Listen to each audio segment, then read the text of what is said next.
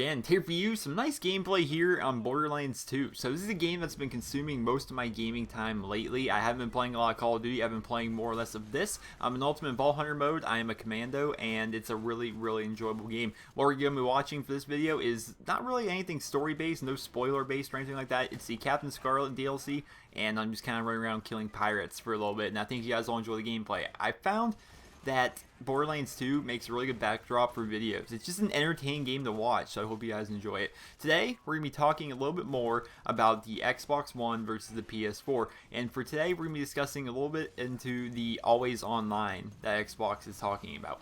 So, a lot of people have heard this, and a lot of people have based a lot of opinions on this, and they're pretty upset about it, is that the Xbox One requires you to be online 24/7, and that's kind of true, but kind of not at the same time.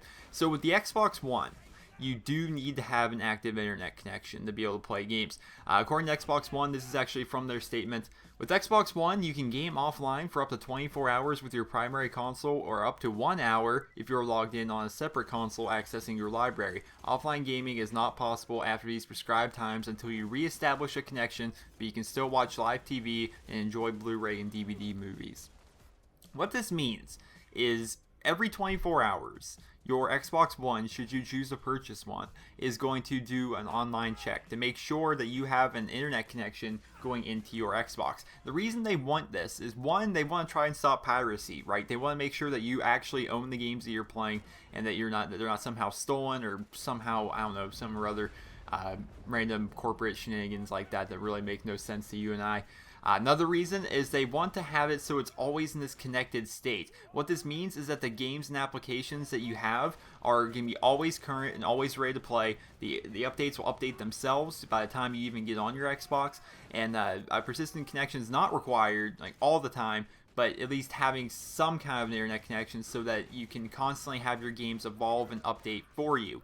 And to me, that doesn't seem like it's necessarily the best idea ever. I don't know about you guys, but my internet's not bad. It's not great, but it's not bad. I get like 4 down, or no, not 4 down. I get about 4 upload and about 14 to 15 download on average. So my internet's decent. It's not, it's not beast, but it's pretty decent. And an update for a game, even a big update, doesn't really take all that long. Hell, it doesn't. If I were to buy a game off of like the I don't know, off the marketplace, or maybe now the Xbox Live Gold members are getting 2 free games a month, if I were to go download a full game, it will rarely take more than an hour to download that entire game. It doesn't matter what game it is. It doesn't take long to install games. So for me, the reasoning behind this is not necessarily one that's going to be helping out a lot of people. It's going to be one that's just going to kind of kill off potential buyers, right? In an actual interview, this is so fun. I found this video. People were talking about it on Twitter, and that's how I found this video, because I missed this particular interview. They said I forget who it was. It was one of the guys that work at Microsoft. And they're talking about the always online DRM and how it's, you need to have an internet connection.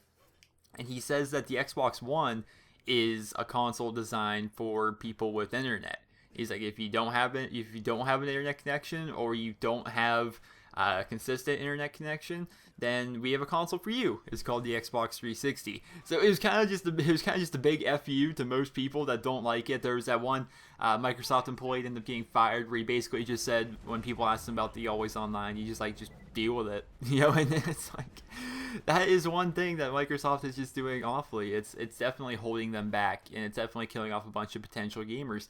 For example, not every game is not online. Not every game I play is an online game. For example, Borderlands 2.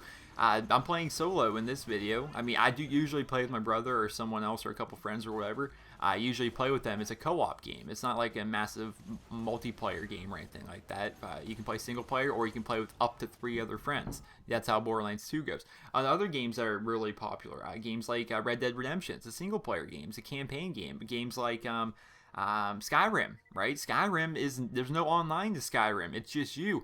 But with the Xbox One, if a game exactly the same as Skyrim were to come out, and Skyrim's a popular game, it sold a lot. If a game like Skyrim were to come out, people aren't going to be able to play that game unless they have an internet connection, even though internet is not required for that game at all, except for updates, right? And those updates are just basically like bug fixes and stuff like that. So it's a silly strategy for me. And Sony is definitely doing their part to kind of, they've been doing this the whole time, but Sony is doing their part to kind of just make fun of the Xbox and explain why it is that this always online thing is bad and how the PS4 does not have this always online thing.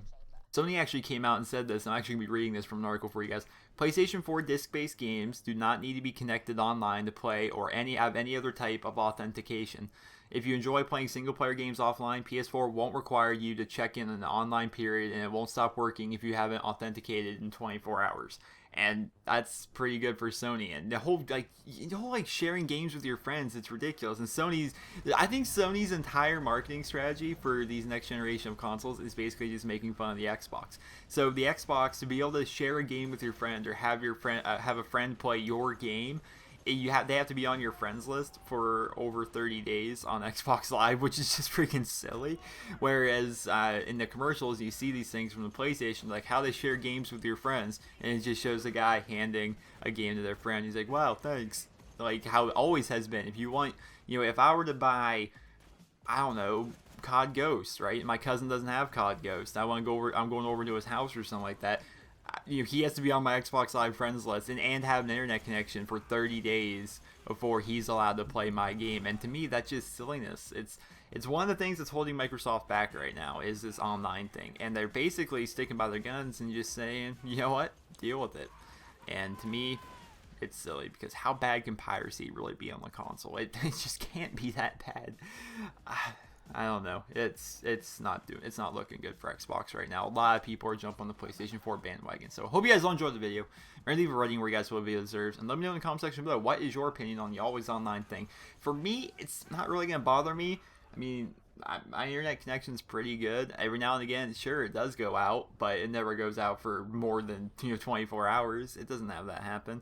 So it really isn't gonna affect me, but I can understand how it's going to affect a lot of other players. But I don't know.